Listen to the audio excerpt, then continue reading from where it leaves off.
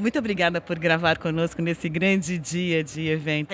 A gente estava conversando aqui no nosso preâmbulo, e aí você comentou algo que eu achei muito interessante, que é o fato da inteligência artificial generativa já ter saído do ambiente de prova de teste e já ser uma realidade para os integradores e para a infraestrutura de networking.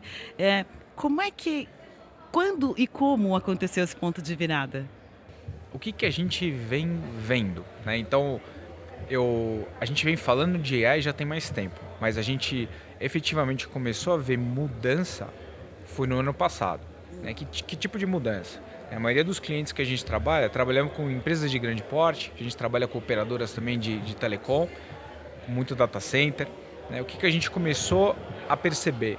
A gente vem de um tipo de, principalmente atendimento, né? Então a gente vem de um tipo de atendimento, de suporte e de relacionamento com o cliente que muitas vezes ele acaba sendo reativo, no sentido de o cliente sentiu que ele tem algum problema, que tem alguma coisa acontecendo, ele entra em contato com o parceiro ou com o fabricante para pedir ajuda ou para ver o que está acontecendo para você conseguir aprofundar no detalhe.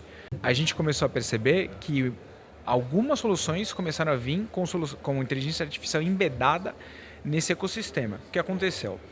A gente saiu de um papel mais reativo, aonde quando o cliente descobria um problema, ele entrava em contato com a gente, para um papel proativo.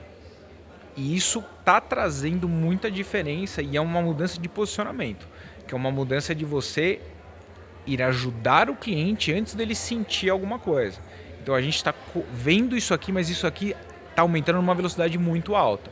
A gente começou a perceber no ano passado, começo do ano passado. Esse ano eu te falo que já é uma mudança de posicionamento nosso, no sentido de a gente já está se posicionando como um parceiro dos nossos clientes que ajuda ele antes dele perceber o problema. Tá? Então, como se fosse vou chamar de um Trust Advisor. Tá? Mas grande parte disso é por causa do AI.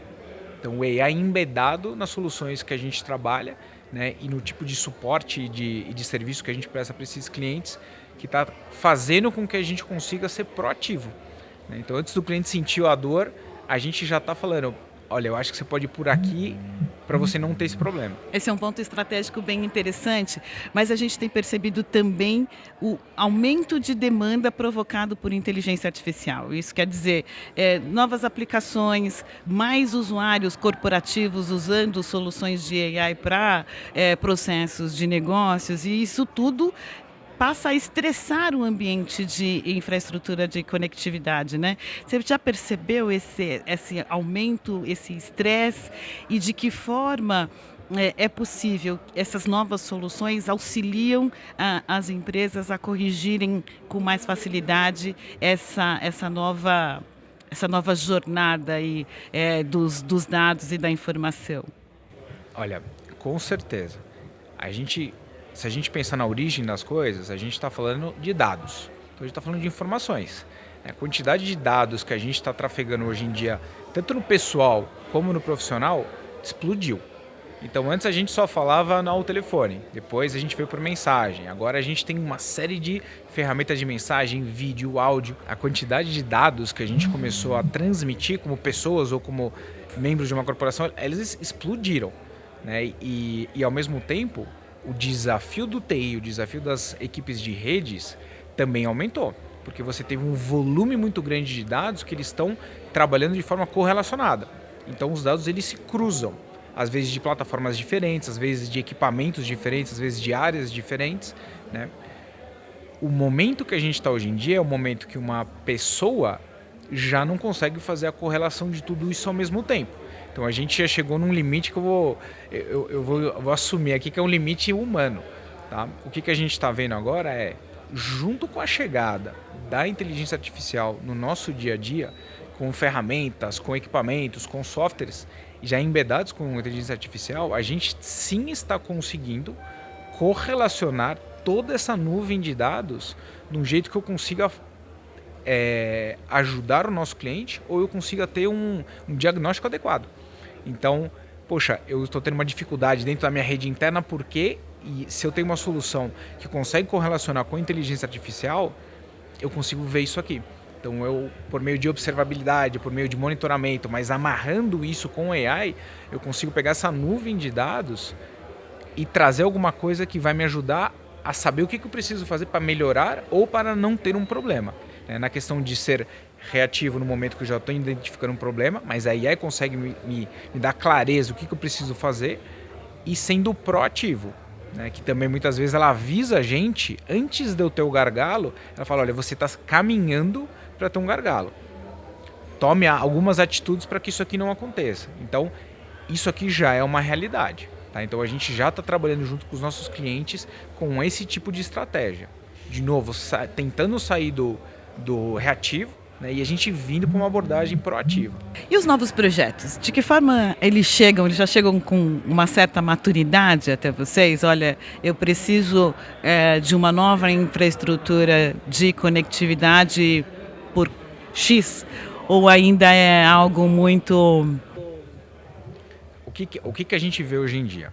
Eu acho que os projetos que a gente trabalha, falando mais de projetos de infraestrutura, né, eles ainda têm um pouco o mesmo jeitão, aonde o cliente ele tem uma demanda, que essa demanda normalmente ela tem uma solução que é uma solução física. Então você vai ter uma caixa mais potente, você vai ter um Wi-Fi mais potente, mais robusto, né? Então ele começa com uma demanda mais física, só que na hora que você cruza isso e fala assim, olha, você pode ter a sua solução física, porém ela vem toda uma camada de AI, que além dela estar resolvendo esse problema pontual, então vamos falar de um equipamento, eu estou falando do switch.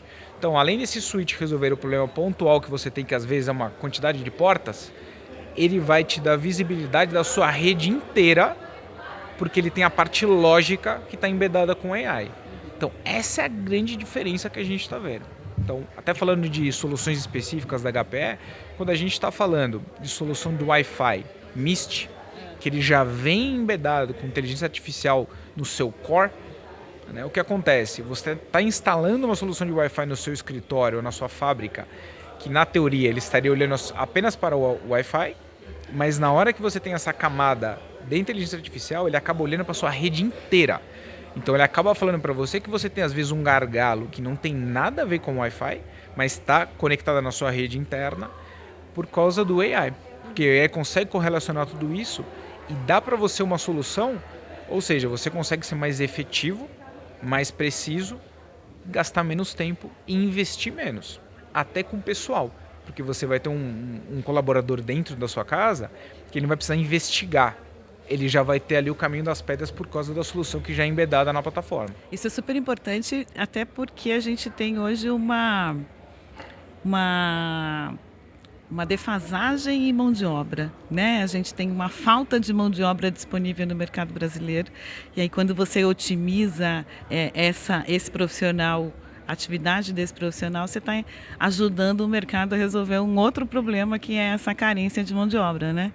Eu acho que isso aqui é chave, né? Então, mão de obra qualificada, ele sempre foi um desafio. E cada vez mais as soluções estão ficando mais complexas, né? E mais específicas, né? Então são duas coisas. Uma coisa é um investimento que a gente precisa fazer em treinamento, capacitação, para que a gente tenha uma entrada de mão de obra qualificada para o mercado. Então isso é uma coisa. Mas pelo outro lado, a inteligência artificial, ela é uma ferramenta imbatível para você conseguir transformar uma pessoa que está indo no caminho certo num expert, porque ele potencializa as habilidades que você já tem. Então a gente consegue pegar um técnico que na teoria conseguiria cuidar de, por exemplo, 2 empresas, porque você tem AI, ele vai conseguir cuidar de mais empresas, porque a AI vai mastigar para ele e já vai trazer qual que é o problema e qual que é a eventual solução para aquela questão. Então você consegue otimizar muito, ele não vai ter aquele trabalho tão longo de investigação. Então a AI ela acaba sendo muito mais assertiva. Então ela acaba potencializando os nossos técnicos. Então com certeza isso é positivo. Bruno, você tem sugerido aos seus clientes que atualizem essa infraestrutura de conectividade, justamente pensando nesse novo cenário de aumento de dados, aumento de demanda? Porque a gente está é como se estivesse trocando o pneu com o carro em movimento, né? É isso mesmo. É trocar a turbina com o avião voando. né? Então, o que a gente acompanha? Muitas vezes os líderes das empresas estão colocando essa demanda. Cara, eu preciso de AI, preciso de AI na minha empresa. Eu preciso estar à frente disso aqui. Mas o que a gente acompanha também, que na camada de engenharia, muitas vezes os engenheiros ainda eles estão descobrindo como que essa AI vai ajudar eles no dia a dia. Tá? Então, algo também que a gente identificou como muito assertivo: os testes. Então, na hora que o executivo líder da empresa fala, eu preciso implementar AI na minha empresa, e a equipe de execução de engenharia, de suporte, ainda não tem certeza como aquilo vai ajudar eles, na hora que a gente faz um teste, uma prova de conceito, bate pronto. A gente faz a prova de conceito, todo mundo se convence, porque o operador, o engenheiro, a pessoa que está no dia a dia, ele vê que aquilo ali consegue otimizar muito o tempo dele e a resolução de problema e principalmente ele nem chegar a ter um problema. Então ele tem um aviso antes daquilo ali gerar algum tipo de estresse dentro da corporação. Então, com certeza, eu vejo isso aqui como uma evolução muito rápida. Tá? Então, mas aí as empresas vão o quê? Vão desligar o que elas tinham, o que elas já têm dentro de casa e usar essa nova infraestrutura? Não, isso aqui isso é uma evolução. Né? Sempre que a gente fala de tecnologia, a tecnologia muda muito rápido e ela tem uma vida útil, uma durabilidade. É como o nosso celular. O nosso celular ele está bom, ele está atualizado por um tempo. Daqui a pouco a gente tem que trocar o hardware. Né? Então a AI é nessa mesma linha. Quando a gente está falando de AI em software, é mais fácil. A gente vem atualizando os softwares, é uma coisa mais natural. Quando a gente está falando de uma AI que ela vem embedada em algum tipo de equipamento, né, no hardware, né, você acaba seguindo essa maturidade do hardware. Então, como é que a gente trabalha hoje em dia? Parques, que a gente tem uma parte do parque que ele já está perto do momento de troca, aí a gente já vem com prova de conceito com a nova versão que já tem o AI embedado no equipamento. E aí, de novo, é tiro e queda. Na hora que o técnico, na hora que o líder técnico, o CTO testa aquilo, ele vê a diferença, a economia ou a proatividade que ele consegue trazer para uma operação dele, você não precisa nem explicar. Tá? A própria solução já se vende sozinha.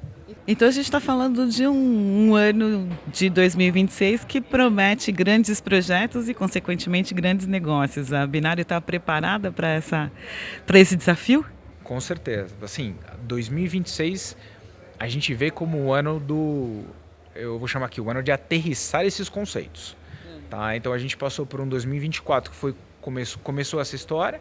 Então 2025 a gente começou a implementar, tem muito caso de sucesso, onde os clientes estão vendo o diferencial e estão vendo a melhoria que isso está trazendo para o dia a dia, a economia, a velocidade.